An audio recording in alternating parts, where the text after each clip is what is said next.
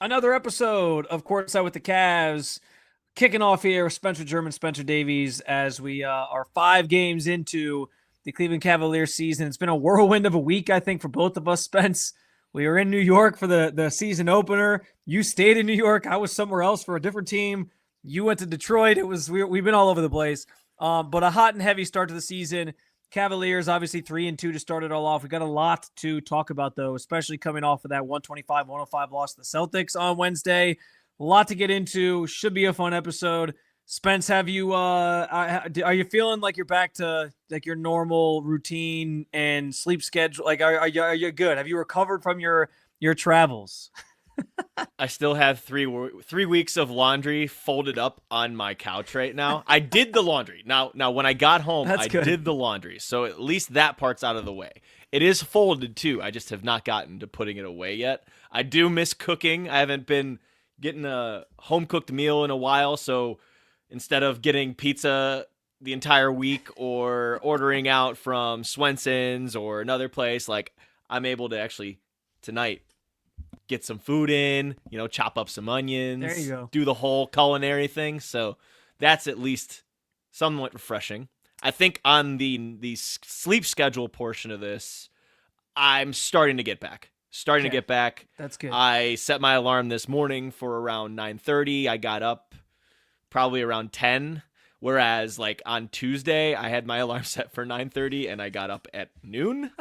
So there was Oh, a lot going on there. And yeah, this is kind of why I take it so easily in as far as my criticisms go with the Cavs, because I lived 1 week of what they experience. And I know, these are athletes that get paid millions of dollars and stuff like that, but the 3 and 4 nights is no joke. That is a quick turnaround and a lot spinning on your brain. I can't well, imagine what it was like back in the 80s and 90s when those guys went by bus and they oh, didn't have the amenities that the current guys have now. So it's not easy. It's not easy, but hey, yeah. we're back up and rolling and excited to get the pod back up here and finally some games at home. You got Toronto coming on Friday, you got Atlanta coming on Sunday, and then another couple coming up there the next week after. Well, I will say the Cavs also probably weren't out until 3 a.m. Whatever nonsense we were doing the one night together. You're not supposed to out us, That's Spence. true. That's true. It was more like 2:30. It was like 2. We'll just keep rolling it back 30 minutes. But no, Yeah. I will say like the travel stuff, you bring up a good point on like the travel schedule when it comes to like the players and the how that takes a toll on you. Cause I mean, listen, we're just covering the team. And and I can tell you, like, I love traveling. I love doing that whole thing for this job. It's it's a luxury and it's something I appreciate. I get to do. Go see some pretty cool places in the process. But I get home, and especially with a kid at home, like I'm exhausted. I feel like I have so many things to get caught up on. I'm like doing stuff around the house. I'm like trying to clean. Like it's a lot. It's a lot. So I feel you on that. And I can only imagine as like players when you're traveling as much as they travel for the same games that we're going to covering a lot of the time, how difficult that is to get your body feeling like it's just normal again. So I certainly sympathize with them in that regard. I know people hate the whole like load management thing. This is actually a perfect lead into where I kind of want to start the conversation, Spin, because like we were watching that Celtics game last night and I tweeted at one point about the sequence. It was in the third quarter. Donovan Mitchell goes to the free throw line. He misses both free throws. And then Anthony Simons comes down and hits a three-pointer to build the Celtics lead back to, I think it was like 17 points or something at the time. And I kind of said like, just kind of feels like that's how tonight's been. It's been the Cavs just can't make buckets. Everything's going the Celtics way. They're knocking down every shot. And Donovan didn't really look like himself. And like that, Donovan obviously didn't score after the second quarter. His last bucket came in the second quarter. So it was a rough night for him. I'm not trying to sugarcoat that. But at the same time, people were in my mentions just trying to like drag Donovan Mitchell.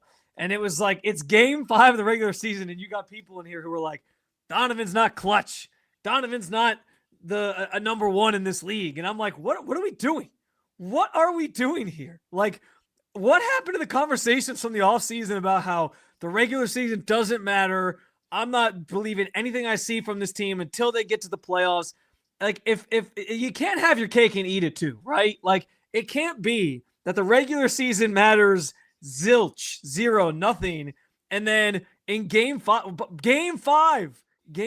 the season, you're already sitting there like overreacting to every little thing that's going on, whether it's Donovan Mitchell or Evan Mobley or whoever. Like if the main premise is that the regular season is kind of like this journey to the end goal, and there's some things that maybe you're looking for along the way, but it doesn't have to be the end all be all for the team, then why are we putting so much stock in Donovan Mitchell missing free throws and having one bad game 5 into the season, when clearly there's a lot going on his plate right now because some guys are missing? We can talk about that part of it a little bit more.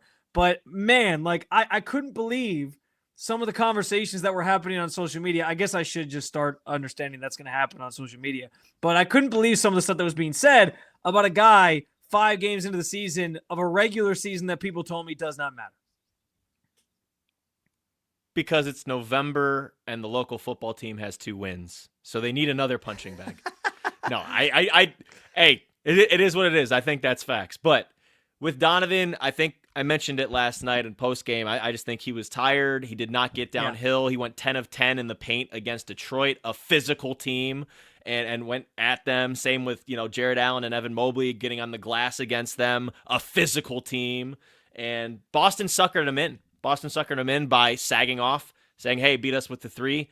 The Cavs knocked down 10 of their first 12 and just never got to their stuff. They never were touching the paint. They never hit pick and roll guys to get the swing actions going and to at least have a little diversity in the offense. It was one pass and 3-pointer or pull up 3-pointer. And that was just the offense that the Cavs ran after they started off so hot. So they got kind of comfortable, and that's just what that was. The Pistons game wasn't indicative of that. And Detroit, mind you, they just blew the hell out of the Magic, who were a darling going into this season, and they're having their woes right now. So if you're trying to make any kind of conclusion about teams right now, I just think it's just short-sighted. I mean, it's not even November. And I feel like I have this conversation all the time because people are so emotional about things, but I feel like you have to at least take a step back and understand what the regular season is for, which is to make sure that Craig Porter Jr. and Jalen Tyson get their feet wet in these situations so they can go to them in the postseason down the line. Lonzo Ball finding that chemistry with the team. Same thing with Larry Nance Jr. Yeah. That's what the regular season's about. Evan Mobley, can he go from great to elite? That's what the regular season's for. It's not all tethered to the results of the games. And I know that you didn't see what you wanted to see against Boston yesterday. I understand that. You got to get better on the glass. We went at length on that at the postgame report. But for us to look at, say, okay, the Celtics blew out the Cavs in Game 5 of the regular season and saying, okay, yep, they're not contenders. Like, come on.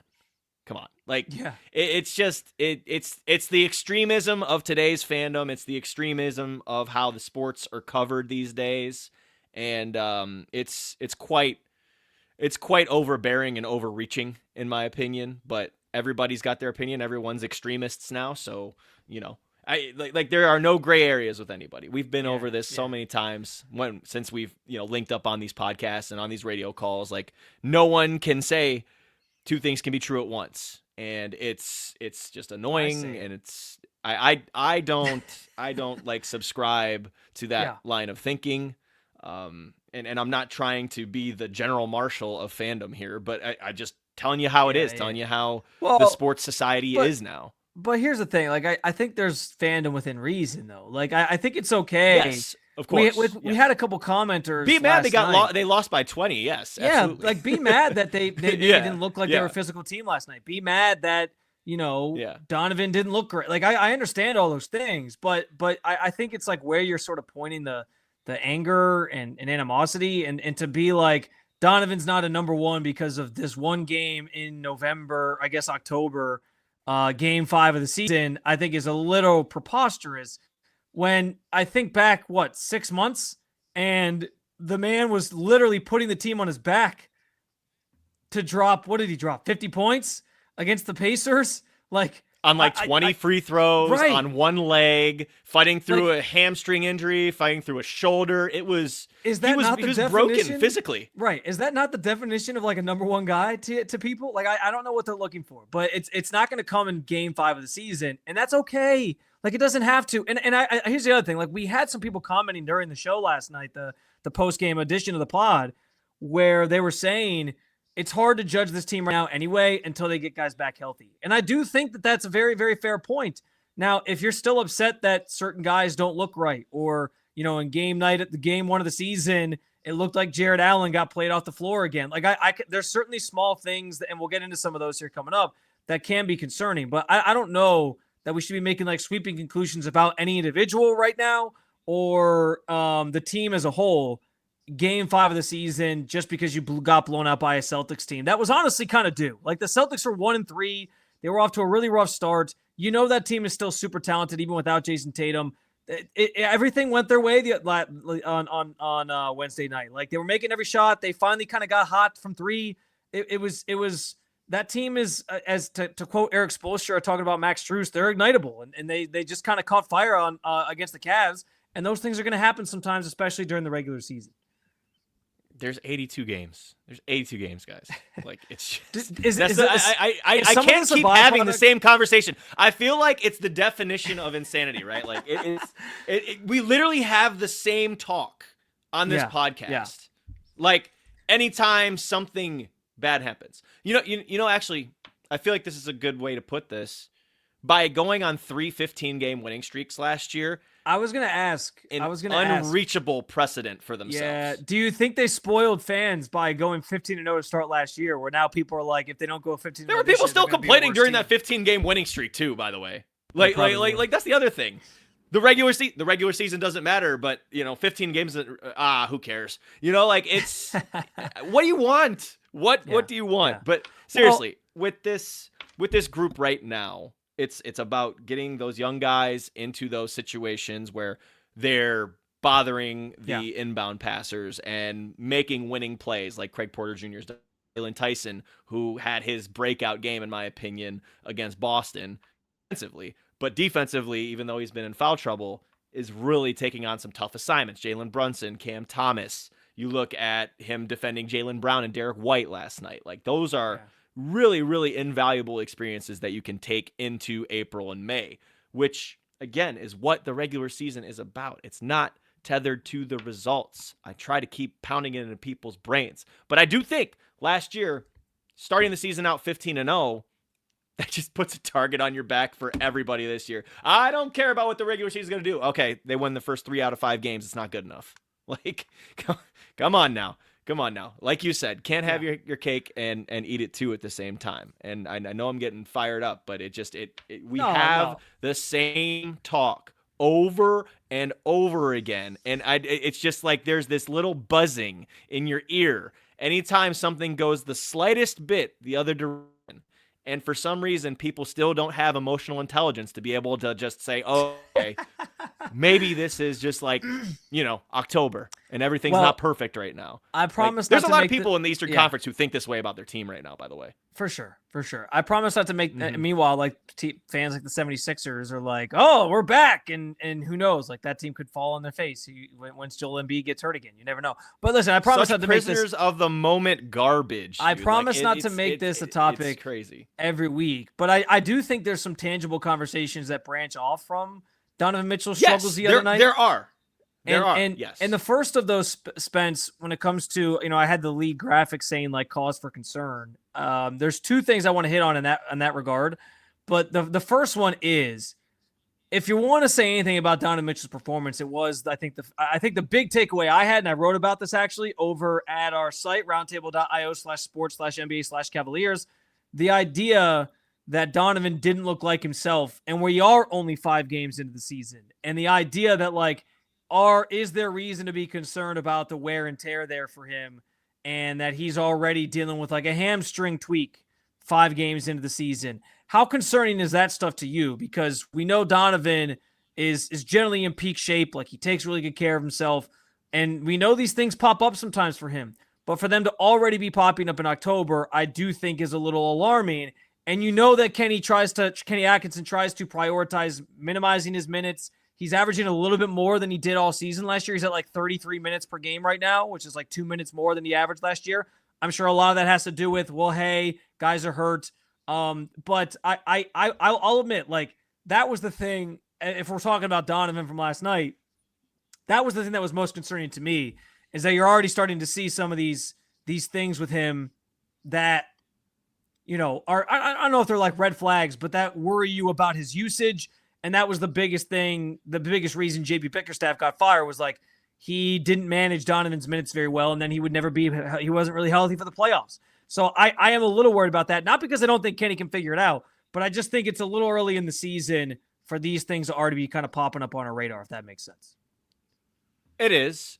You don't like to see hamstring soreness on the injury report 5th game of the season. Yeah. You also understand why that is when Yeah. you don't have your starting point guard and you don't have a key piece like Max Strus and also Sam Merrill being out as well to take that other part of it. So now you're down 3, not to mention that the Cavs have had guys in and out, like Hunter missed the first 2 games of the season. Yeah. You know, now Sam's on the mend, coming back hopefully from a hip pointer on his right side that was actually inflicted accidentally by Evan Mobley. Evan Mobley, right?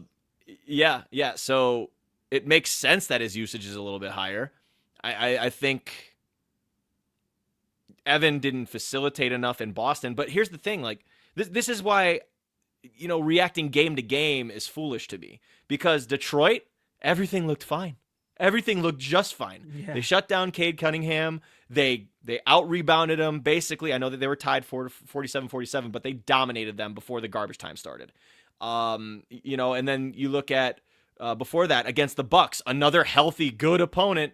Not healthy. That was the one game they won That's the one game they won the rebounding, by the way, was the Bucks. They were missing Kuzma and they were missing Cole Anthony. I understand that. But what I'm saying is, like, a good opponent. Like, I'm not going to consider Kuzma's the Nets just more a good opportunities opponent. for rebounds anyway, but Right. No, 100%. But like, I'm talking about good opponents that they've faced so far. Yeah, I got you. So like this game to game BS, I can't get with. Like, if you want to take more of a sample size, like, I like the way that Kenny breaks it down. He goes 10 game, 10 game, 10 game, 10 game. Like, measure it in tenths. Okay. So far, like, it's not been great, but it hasn't been bad. Like that's how I look at it. They look like a just above average team with subpar rebounding and inconsistent offensive But they're missing tendencies at the moment. They've been missing at some point this season at least 2 starters. Like, because DeAndre and was DG, out. the kind of starter like DG right. that gets the ball in the pocket to JA and Evan to get the puppies moving a little bit, right? So that's important. And I know that, you know, Donovan is a great passer. He really is. He has some really insane feeds when he breaks the paint. But DG is just naturally that facilitator. And it's just by nature, he is a facilitator. Yeah. Whereas Donovan is a little bit more in your face, get downhill. I'm a running back, draw fouls. So it's a different dynamic. And I think that's probably one of the biggest reasons the offense is clunky right now. Another reason is, you know, Evan Mobley hasn't been facilitating as much. He's been handling, he's been bringing the ball up, but he's been taking a lot of 3-pointers. He's been spreading the floor a little bit. Not using his size as much as I think he should be. You know, I think Jared Allen's been tremendous as a passer from the high post and setting guys up too. And I think he's been doing it arguably better than Evan so far. But that's okay, because Evan is still trying to get used to this. Oh my gosh, I have the ball in my hands. I'm the 1 or the 2 on the floor right now. Like, that's not going to come overnight, guys. Well, and thinking that he's hit his ceiling already, like, I've seen that conversation online. Like, are you serious right now? Can you imagine if you had a job in basketball and you're an evaluator and you're making that judgment right? Like, it's asinine. It's asinine. Well, and that's a conversation I think it's going to continue to be prevalent. Like, Evans, we talked about it on the post game show on Wednesday. Like, I think he's still getting used to his role, and he's still getting used to figuring out, like, should I just pull up and take a three? Should I drive to the basket on fast breakout? Like, there's different things that he's still sort of working through. I'm willing to give him some time to figure those things out. If it gets to a point where we think he's finally reached his ceiling and it's like, okay, this is just who he is, then we'll have to accept that. But I think right now, like all these things, it's just a little too early to say definitively one way or another who somebody is or who somebody isn't. Gonna call a 23 or 24-year-old a finished product. Get the hell out of here. I mean, I'm not there. I hope most people aren't there. Like, we knew this year again, and it all goes back to the same overarching topic here. Like, why are we drawing sweeping conclusions about anything in the regular season anyway if it doesn't matter? Which is what people tell us all the time. And then if you are going to draw some conclusions, like, you got to realize it's going to take longer than 5 games to know those things. So let's give it some time here. But the other part of this that I think is I talk about making sweeping conclusions about the team. The biggest concern beyond all the Donovan stuff and his usage right now and the hamstring and all that is the rebounding problem that you bring up. And listen, this is one of those things that I'm not trying to, like, sound the alarms here, because again, we just spent 20 minutes of this show talking about how we shouldn't be freaking out about any one thing 5 games in. But I do worry about that becoming the identity of this team, that they can't rebound. You're right. You're 100% right, Spence.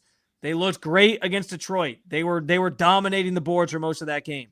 Against the Bucks, they win the rebounding battle in that game, obviously. There's some less impressive performances, like against the Celtics the other night and against the Knicks on night 1. Those things are going to happen. But that is the one that I highlight right now as, okay, concerning trend 5 games in, and that cannot stay true. Like, they cannot continue to be a team that just gets out physical for boards, out hustled for boards. They're going to have to make some of those plays. I'm willing to give them some grace to say, yes, get guys back healthy. Let's see what happens. Let's see what this looks like when everybody's back together. You mentioned last night, even, like, Max Strus is a key guy in hustling to pull in boards and chase those down. So I 100% can recognize that, but I think there is some reason to at least be, looking a little side-eyed at, okay, this rebounding thing, like, if this continues, that's going to probably be a deterrent from you realizing the ultimate goal of winning a championship. I think that's 100% fair to say. Unquestionably. And you have to go and grab it. You got to go and grab it. It's not the 90s where it's a scrum underneath and guys are fighting for the ball because it's coming rolling off the rim. These are long rebounds. These are ones that you have to track. As soon as they come off back iron, where's this thing going? Go attack. Go attack right away. And it's going to be on the guards. It's going to be on the forwards, because a lot of these misses are nowadays the average distance from the basket on rebounds has increased. I don't know what that figure is, but because of how many threes are going up there, they're landing at the top of the perimeter. They're landing at the elbow or right at the nail. They're not, like, just underneath the basket. You have to time up your jumps right. You have to time up getting your body on someone else, boxing them out, or sometimes you just have to be faster to the ball than the opponent is. And when you have guys who are hustling their butts off, like Josh Minot for the Celtics yesterday, my God, Luka Garza, same thing, did a good job for them. These are guys who are fighting their butts off to be on these rosters and to get legitimate playing time because they see the opportunity in front of them. They're going to want it more. Nimikita, same thing. So, like, you have to outwill your opponent on the glass, and that's extremely important. Offensive glass, we know that Jared Allen's got the opportunities and the ability to clean up, right? Putbacks and back taps and all that stuff. But these ones defensively are just ricocheting off back iron, or they're short and they're not coming off into the paint. They're outside of the restricted area, and those are the ones you have to chase down, and you have to make sure you get that ball. It's go grab it, and they have to be better. This is where I'll actually level with Mad Cavs fan.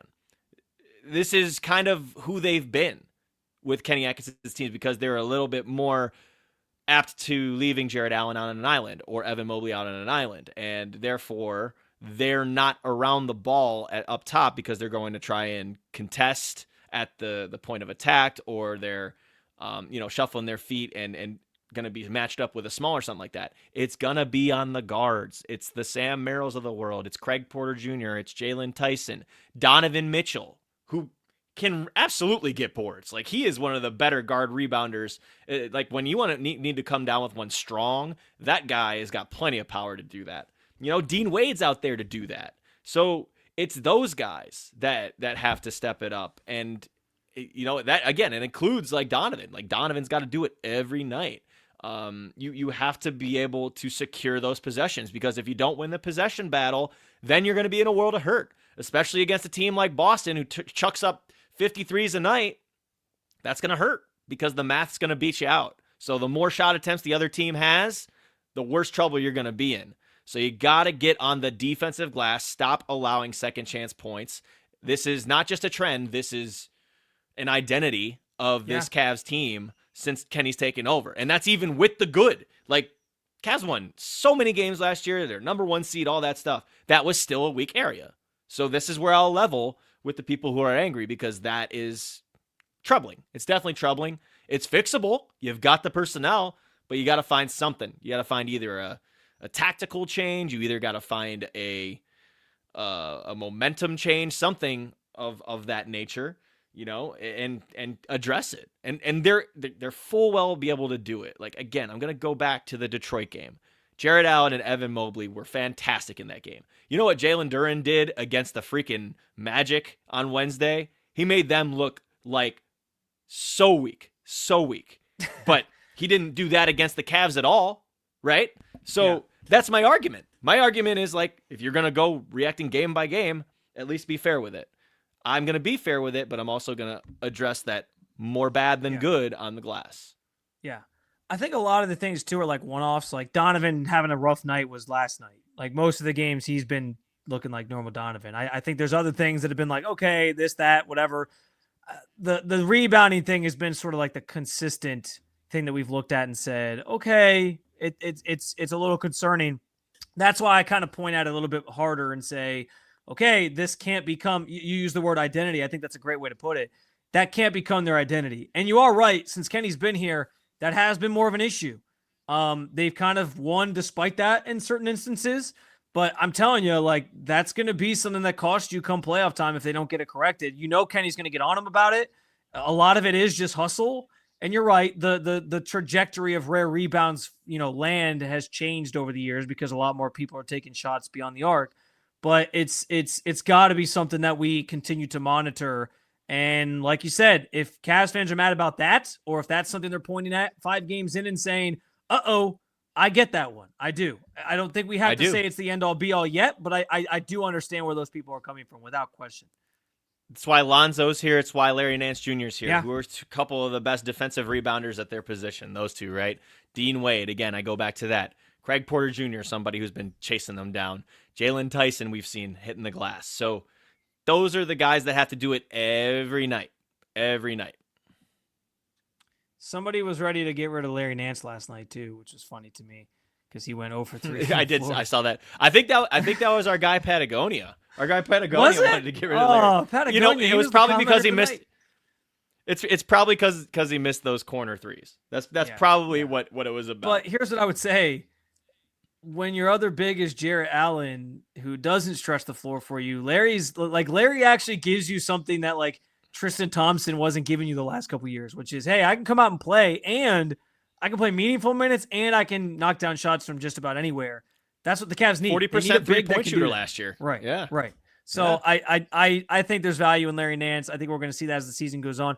One thing we didn't talk about with Donovan, by the way, do you think there's people who are – I think I've seen a little bit of this, but, like, ever since the Terry Rozier thing and obviously the Chauncey Billups part of this was a little bit different, which, by the way, that was the weirdest morning. I wake up, I leave our hotel room, I get to the airport, and I get this notification about Chauncey Billups has been arrested. And I'm like, what? What is going on? He just coached the game last night. And I'm like trying to read up on this before I board the plane. And then I text you, you finally wake up. You're like, yeah, this is wild. I don't know what's going on. But how much do you think that people, like, watch a performance like Donovan's the other night and they're like, hey, this is him trying to shave? Like, do you think there's people actually watching games doubting that, like, or questioning that at every turn? I don't do that, but I think I don't know. I think this whole betting thing has changed somewhat of the perception that people have about these games. I don't know. Oh yeah. I mean, there were already people saying it was rigged for years and years and years. So now that you add the gambling on top of it, there's going to be people that are questioning everything. And for that, I will never forgive whoever's been involved in the illegal wagering and point shaving and whatever they've been doing, because it's just going to make me even more angry, because I'm going to have to deal with these folks that bring this into the stratosphere every time something happens in the game that doesn't go their way, or doesn't go their bet's way, I should say. So like in Detroit, I got someone in my mentions too, like, because the Cavs held the Pistons scoreless or field goalless for nearly 11 minutes. Yeah. And someone immediately said they didn't do crap. It was Detroit. You know what I'm saying? So like, it just makes me angry. I heard an interesting comment from who was it? That was why am I drawing a blank on this all of a sudden? Joe Varden. Sorry, it was Joe Varden. He was on 92.3, and he made a comment about how as he's looked more into this on like a national scale, that the sort of vibe around the situation is that this isn't like 1980s, 1990s, throwing games level stuff, that it kind of is more exclusive, at least from what they can gather, to just players, manipulating their stats when it comes to, okay, I'm going to get to a certain point and then like pull myself out of a game and fake an injury or whatever. And so it's more like props. It's all prop bet related rather than like what Jonte Porter did a couple years ago. This isn't like a Tim Donaghy situation where it's like, let's call fouls here or there so we can make sure one team wins. Like, it doesn't seem like it's that. So not that it's right that it's happening, but I wonder like what the fallout is from that. Like, are we going to lose?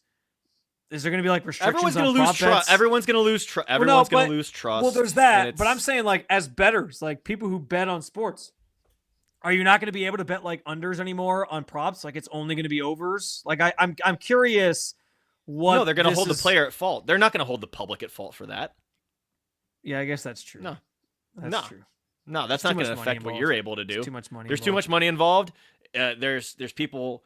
Or there's teams that have deals with FanDuel Broadcast Network. They have deals with DraftKings and Bet Rivers, as I saw when we were in Detroit. Like, it's never going away now. The can of worms has been opened, guys. Like that. They're not going to punish the public. Yeah. They're not going to punish the public for what the players, allegedly have done.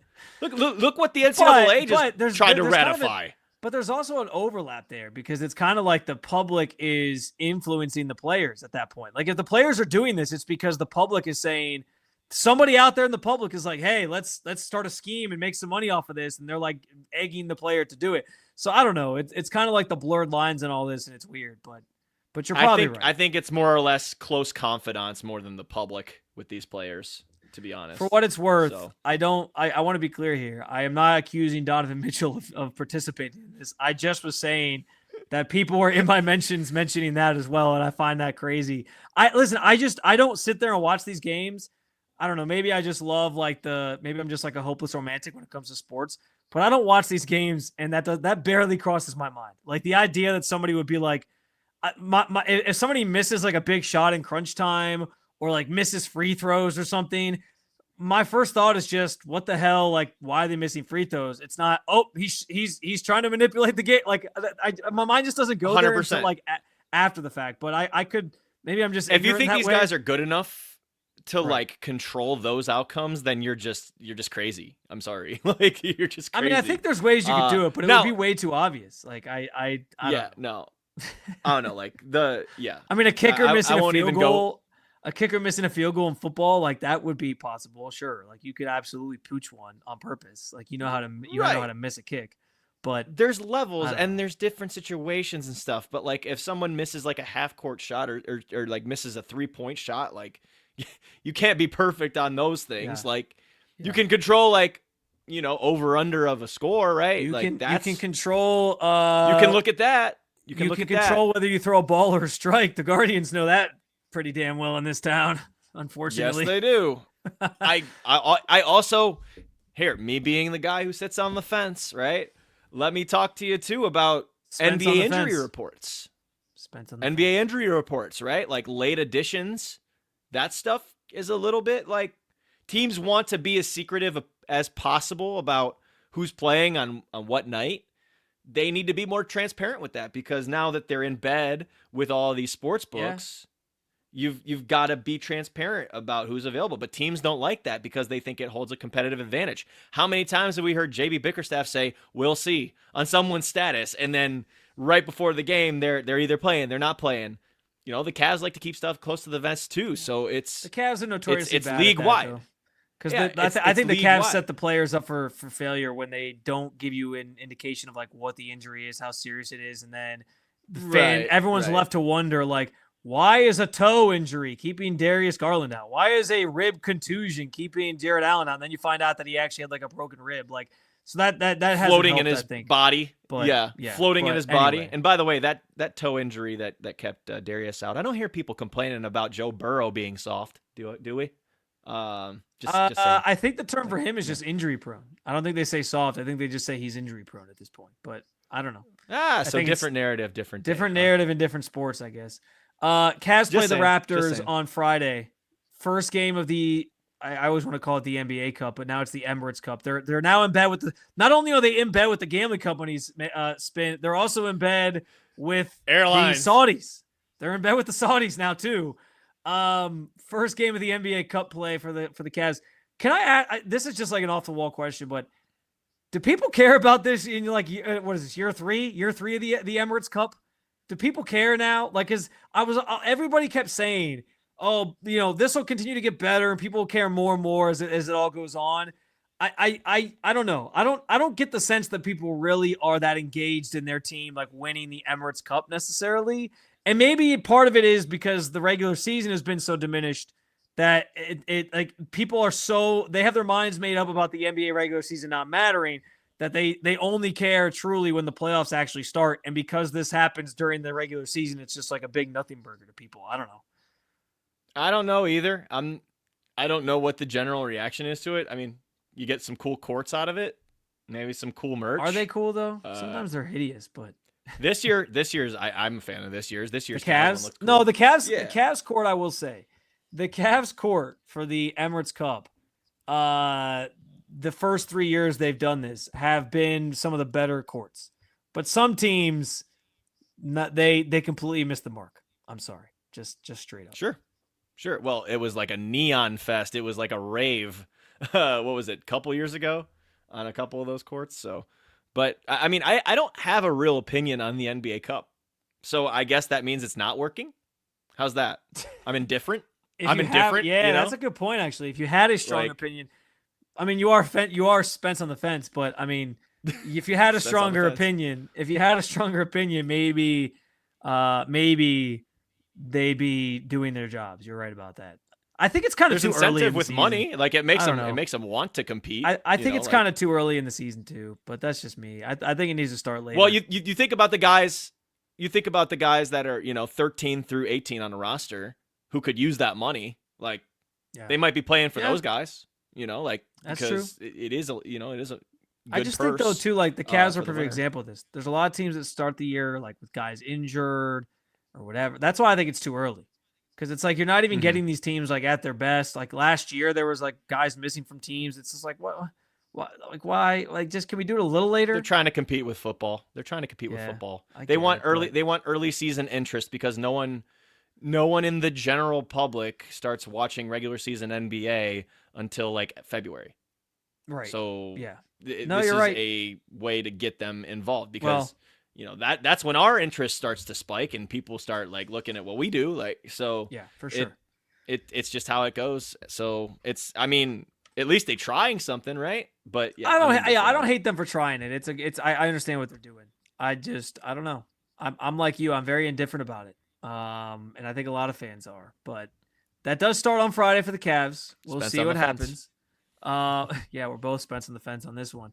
The easiest way, honestly, to compete with the NFL is just the team in your city stinks. So, like the Cavs are going to draw attention because the Browns are bad. Is basically what I'm trying to say.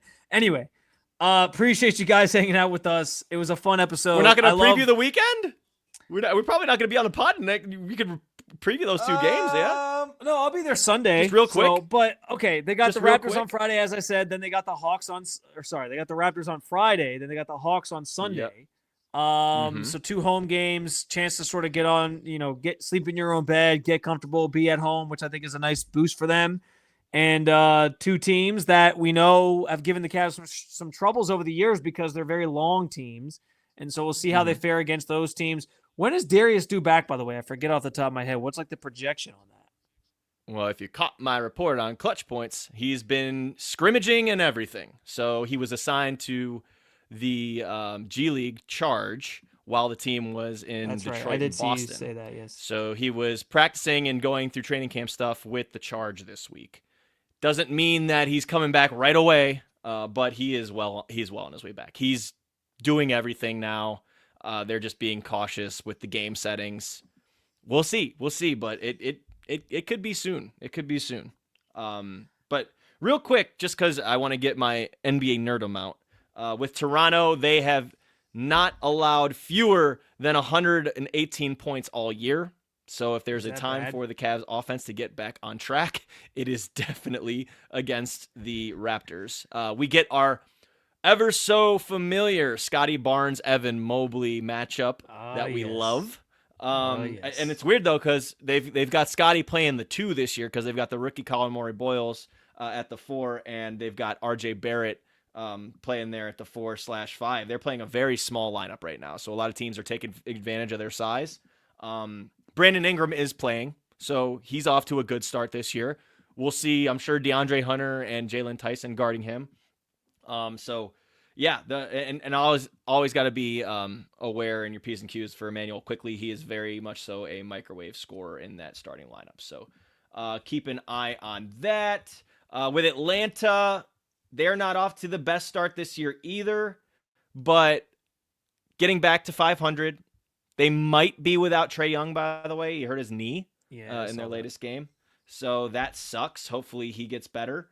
But looking forward to seeing Atlanta as always. They have one of the best PR staffs in the game. I enjoy catching up with those guys. And Asa Newell, too, the guy I did the story on last year before with Georgia. He is a rookie on that team, so I'm excited to see him in person, too. Yeah, 76ers game is a big one because that team's out to a hot start. I think if you're looking for like an early... Yeah, they are. VJ Edgecombe, hello. Yeah, if you're looking for like an Quentin early... Grimes, like, hello.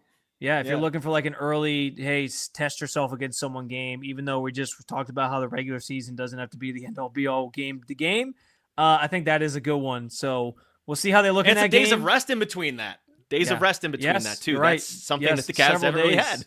That's a really good thing. So we'll see what they look like in that matchup. But, yeah, busy and good week ahead in terms of the schedule and some key matchups here, including the start of the Emirates Cup on Friday. Are you wearing a costume to the game, Spence, for Halloween? I did not have one in mind. If you were to wear one, what would you wear? Oh man, you put me on the spot. I'm not good at coming up with like costume ideas on the spot. Ooh, but neither am I. I don't know. I mean, I'm dressing up as my son watches this cartoon Spider-Man show, so I'm dressing up as like one of the other characters in that for him because he's Spider-Man for Halloween this year. So I guess I would just throw that on, but I don't know. I like I love Halloween. I love it. And then I always miss like all the Halloween parties. I do love scary movies. I always miss all the Halloween parties and stuff because I got too much going on for work. So it is what it is. I'm sure you'll see a lot of people dressed as, I don't know, somebody always wears like a banana costume. Somebody's going to dress up as one of those big blow up T-Rex things. So you know what? Oh, I got it. You know what? Waldo. Someone's going to be Waldo. I would be Cavs Frog. Where the hell has Cavs Frog been? We haven't heard from Cavs Frog in almost over a year. Where is Cavs Frog? I will dress up as Cavs Frog for Halloween. There you go. Boom. Cavs Frog. It's me. It's going to happen. See you next episode, You should dress up as Cavs Frog. We should start a tradition where around this time of year, we wear a costume on our podcast. That'd be hilarious, actually. We sit here in costumes and do the show. You just wanted to dance with Cavs Frog so bad last year, and it didn't happen. Yeah, steal a bit from the Le Batard show. No, yeah, I did. Banned? I did. I don't know. I don't know if Kaz Frog got banned, but I haven't heard from Kaz Frog in quite some time. All right, guys. We appreciate you. If you're going to the game and you're wearing a costume, Spence will be there to say hi. So go say hi to him in whatever costume you're wearing. We appreciate you hanging out with us. As always, head on over roundtable.io/sports/NBA/Cavaliers so that you can subscribe to our content there. Join the community. Be engaged in the conversation constantly. Spence does a tremendous job with those live game threads, so get in on those and read all of our content. But also, if you haven't done so already, subscribe to this channel, subscribe to this podcast. We appreciate we are lucky we get to do this every week. We always drop one like base episode each week, and then we have our post game episodes around that as well. So Spence will be there on Friday. I'll be there with him on Sunday. We reunite in person since the Knicks game. Very much looking forward to it. Until then, we appreciate you and keep on following along with all things Cavaliers with Cleveland Cavaliers Roundtable.